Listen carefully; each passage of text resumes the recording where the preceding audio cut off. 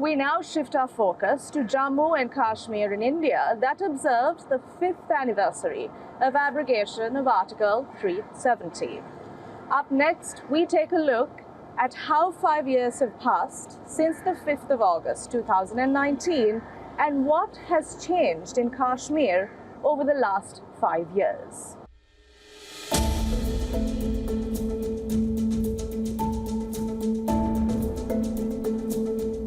राष्ट्रपति संसद की सिफारिश पर यह घोषणा करते हैं कि यह दिनांक जिस दिन भारत के राष्ट्रपति द्वारा इस घोषणा पर हस्ताक्षर किए जाएंगे और इसे सरकारी गैजेट में प्रकाशित किया जाएगा, उस दिन से अनुच्छेद 370 के सभी खंड लागू नहीं होंगे, सिवाय खंड 1 के नामक तदनुसार पढ़ा जाएगा।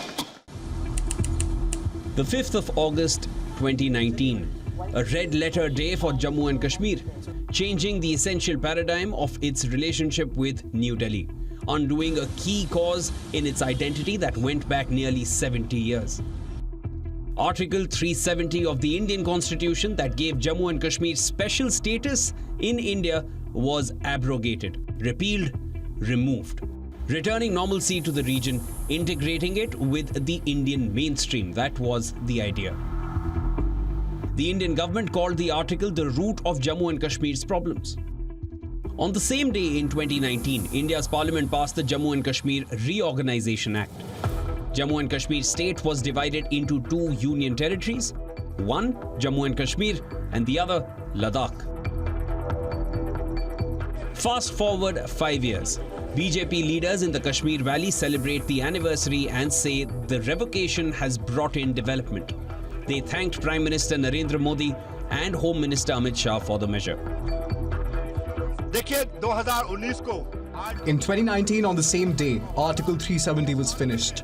It was the time when PM Modi and Home Minister Amit Shah's efforts bore fruit and the wall was broken down which had kept Kashmir away from development. But the political leadership in Jammu and Kashmir is not happy. Party chiefs Mehbooba Mufti, Farooq and Omar Abdullah and others say they have been kept under house arrest for long periods and their voices muzzled. They say their right to protest had been trampled. The BJP-led government in New Delhi, however, rubbishes the charge, saying the Kashmiri satraps are angry as the corruption they bred has been frustrated. People have realized that some parties in the Union Territory were using Article 370 for their own benefits and corruption. The money that used to come for the development never reached the people. You can see what has changed in the last 5 years. Asia's largest railway bridge is here. Jammu-Srinagar highway has been upgraded and there are flyovers being made everywhere. So after the abrogation, the whole Union Territory has been on the road of development. I have heard some political parties and leaders saying it's a black day. They can mourn and they have a reason as there is no way to do corruption and loot public money anymore. Let's take a look at what has changed in the last 5 years. Jammu and Kashmir hosted its first international event since the abrogation of Article 370. The third G20 Tourism Working Group meeting was held last year in May. The valley welcomed over 60 foreign delegates who got a taste of Kashmir's rich cultural heritage and a tour on the famed Shikara boats on the iconic Dal Lake.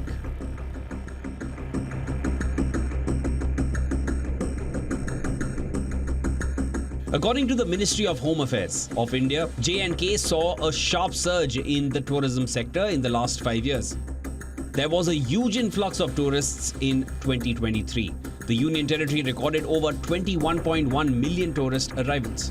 The number has gone up to 10 million this year, with every indication of an upward trajectory for the region's tourism sector.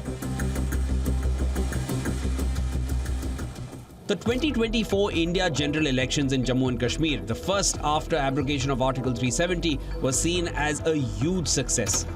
The voter turnout was huge, making history. But there's also a strong, not so happy side to the picture. Though there has been a decline in homegrown terror over the years, there's been a worrying spike in terror-related incidents over the last few months. Military personnel and even civilians have died in encounters with terrorists.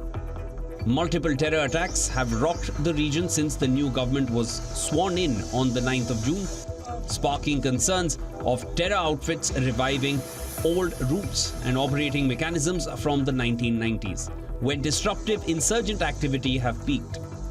There's been an uptick in terror attacks in Jammu and Kashmir, with security forces getting frequent inputs of cross-border infiltration. Again, the Article 370 promise rings out.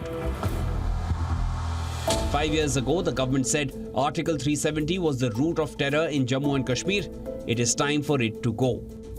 Despite the progress Jammu and Kashmir has made in the last few years, this new wave of terror attacks has posed a fresh challenge. Stemming it again is critical.